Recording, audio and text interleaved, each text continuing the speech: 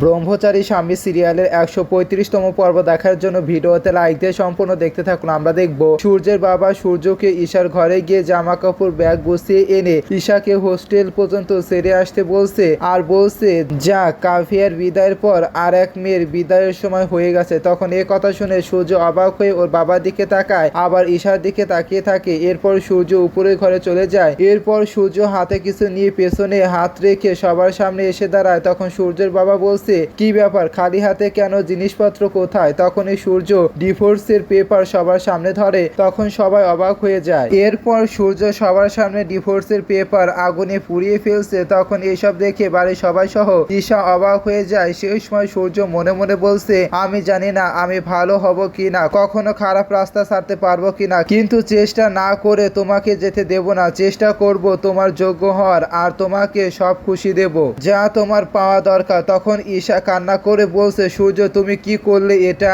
এই divorce paper কেন জ্বালিয়ে দিলে? তখন জেঠিমা বলছে, সূর্য তুই এই পেপার কেন জ্বালালি? কি চলছে তোর মাথায়? তখন ঈশা রেগে বলছে, সূর্য সবকিছু মজা না তোমার কাছে? এই সম্পর্ক, এই পেপার সবকিছু কিছু জিজ্ঞেস করলে সঠিক জবাব দাও না, তোমাকে জবাব দিতে হবে। তুমি বলো এই পেপার কেন জ্বালালে? তখন সূর্য চুপ করে ঈশার দিকে তাকিয়ে থাকে। তো বন্ধুরা, কেমন লাগে এই সিরিয়ালটি কমেন্টে অবশ্যই জানিয়ে দেবেন।